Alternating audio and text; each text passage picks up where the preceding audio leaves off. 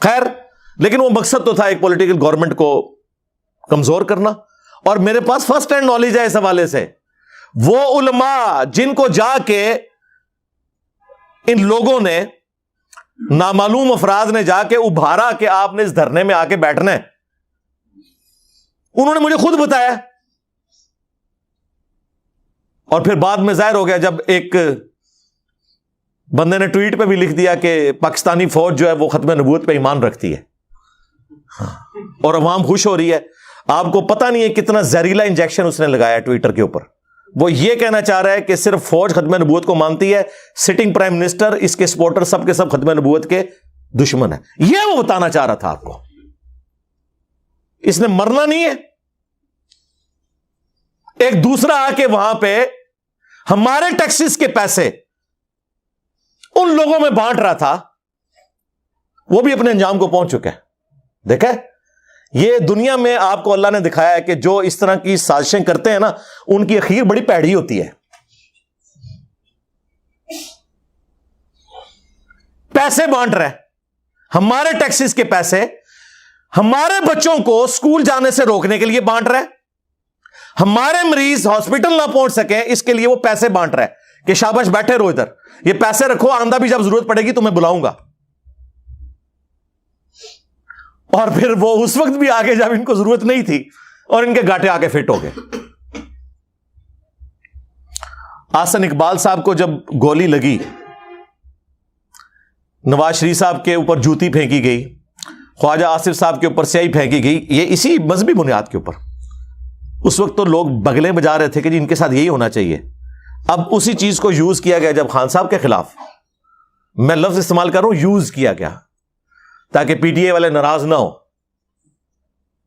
بہرحال وہ آڑ تو لی ہے نا, خان صاحب تو مذہبی سٹیٹمنٹس میں اس سے مس ہینڈلنگ تو ہو جاتی ہیں بہرحال, لیکن اس کو یہ رنگ دینا کہ وہ توہین مذہب ہے وہ غلط بات ہے.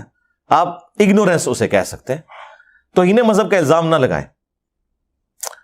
وہ جب کبھی بھی الزام لگا تو میں نے ہی ہمیشہ ٹرو پکچر لوگوں کے سامنے پیش کی, اور اب آپ کے سامنے ہے کہ وہی خان صاحب ہیں, اب وہ ان لوگوں کے قابو سے بھی باہر ہیں جنہوں نے انہیں لانچ کیا تھا. ہاں ہاں, اور ہم نے تو بہت پہلے ہی بتا دیا تھا سرکار, ویڈیو میں نہیں بتایا تھا, اپنے دوستوں کو 2018 کے الیکشن والی رات بتا دیا تھا کہ اے تکو کردہ کیا ہے نا نال.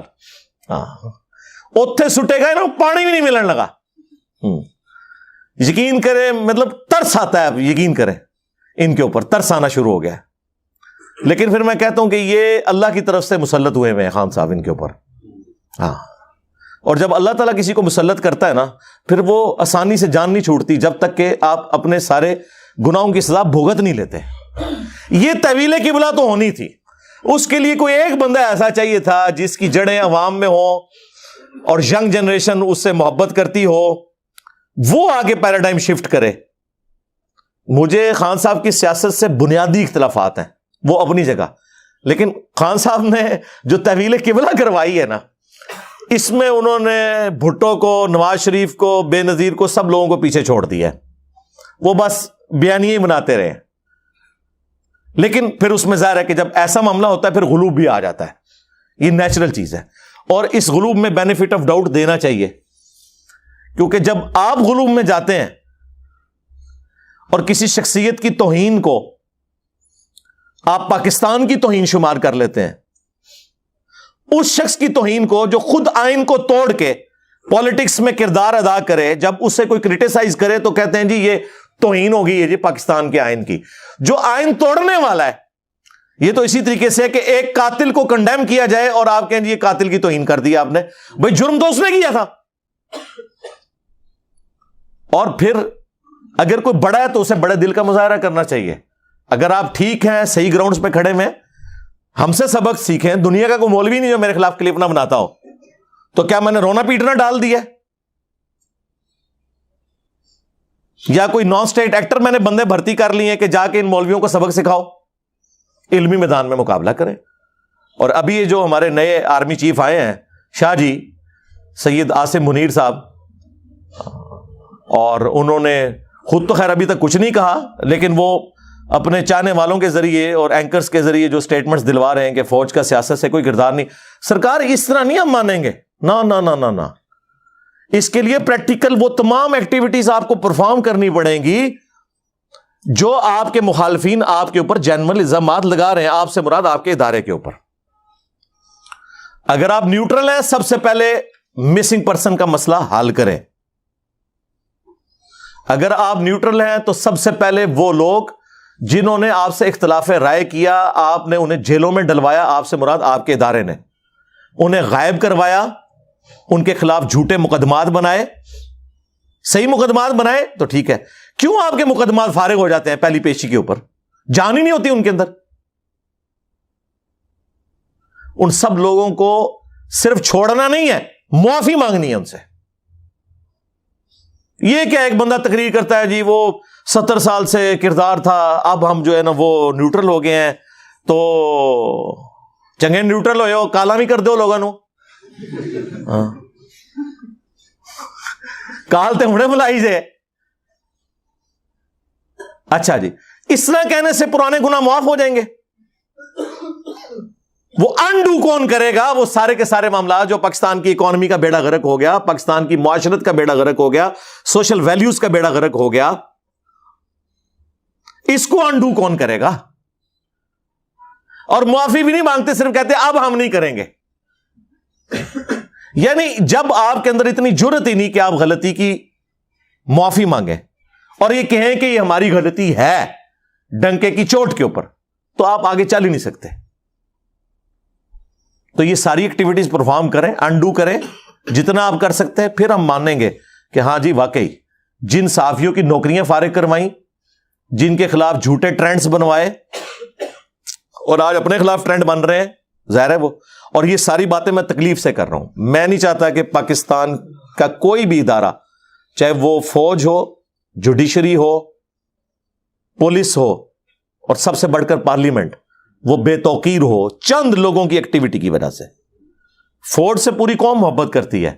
فوج کو باہر سے تو نہیں آئی ہوئی نا, ہمارے ہی رشتہ دار ہیں, ہمارے ہی بچے ہیں جو فوج میں قربانیاں دے رہے ہیں بارڈرز کے اوپر. تمہارے بڑے بیٹھ کے تو یہاں وائی فائی کے اوپر پلاٹ خریدتے اور بیچتے ہیں اور پولیٹیکل ڈسکشنز کرتے ہیں. چند ایک لوگ, ہزاروں لوگ تو بےچارے بارڈرز پہ قربانیاں دے رہے ہیں. جنگ کے علاوہ بھی کتنے فوجی شہید ہوتے ہیں. ایک آدھ فوجی تو روزانہ شہید ہوتا ہے سانپ کے ڈسنے سے. آپ کے بارڈر کے اوپر فوج لگی ہوئی ہے, لیکن وہ ظاہر ہے پبلکلی اتنی نہیں آتی ہیں باتیں. پھر کئی ایک تکلیف سے انہیں گزرنا پڑتا ہے. میرے پاس تو فرسٹ ہینڈ نالج ہے, ہم تو خود ان ساری تکلیف کو اپنی نظروں سے دیکھا ہے. پاکستان کا جتنا یہ سیکیورٹی کا نظام ہے, اٹامک انرجی کے جتنے ادارے ہیں, ان کی سائٹس کی ساری سیکیورٹی فوج دیکھ رہی ہے. بچارے ان پوسٹوں کے اوپر پورا پورا دن بیٹھے رہتے ہیں. کتنی مشکل زندگی ہے. رات کے وقت بھی وہ جس کمرے میں سوتے ہیں نا, ہر دوسرے دن وہاں سے سانپ نکل رہے ہوتے ہیں, کیونکہ ذرا پہاڑوں کے اندر وہ ساری کی ساری سٹوریج ہوتی ہیں. ان بچاروں کا کیا لینا دینا وائی فائی کے ساتھ, انٹرنیٹ کے ساتھ, یا اس چیز کے ساتھ کہ اس وقت پرائم منسٹر جو ہے وہ نواز شریف صاحب ہیں, شہباز شریف صاحب ہیں, یا عمران خان صاحب ہیں. وہ بچارے اپنی زندگی گزار رہے ہیں.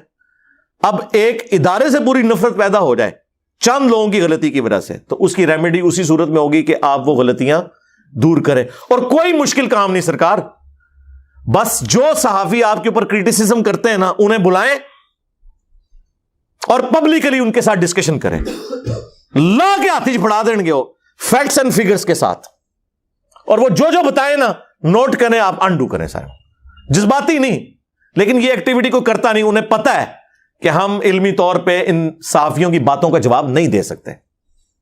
پولیٹیکل لیڈرز بھی یہی ہیں, اپنے من پسند صحافیوں کو سامنے بٹھا کے انٹرویو دے رہے ہوتے ہیں. ان صحافیوں کے سامنے بیٹھے نا جو آپ کی شکل دکھائیں گے شیشے میں, نہیں ان کے سامنے نہیں بیٹھتے. ان کو بدنام کریں گے کہ یہ تو فلاں کا صحافی ہے. یہ میں سارے پولیٹیکل لیڈرز کی بات کر رہا ہوں, کسی ایک کو سنگل آؤٹ نہیں کر رہا. تو بات شروع ہوئی تھی اس سے, وہ حیا سوز سٹیٹمنٹ اور یہ باقی ساری چیزیں مجھے ضمناً بیچ میں یاد آ گئی, تاکہ لوگوں تک یہ بات پہنچے کہ یار مذہب کے بابرکت جذبے کو اپنی ذاتیات کے لیے استعمال کرنا اپنی پالیٹکس کو چمکانے کے لیے استعمال کرنا، یہ اتنا بڑا ظلم ہے کہ ہماری نسلیں بھگتیں گی. اس سے آپ دستبردار ہوں. آپ ٹھیک ہے اپنے آپ کو مذہبی نہیں پولیٹیکل لیڈر کے طور پر پیش کریں، چاہے آپ کی کوئی سیاسی جماعت ہے، مذہبی جماعت ہے. ہم یہ نہیں کہتے کہ مذہب کو الگ کر دیں، نہیں، یہ تو کہہ ہی نہیں رہے. ہم کہہ رہے ہیں کہ آپ لوگ یہ اہل نہیں ہے کہ مذہب کا نام لیں اپنے کرتوتوں کی وجہ سے.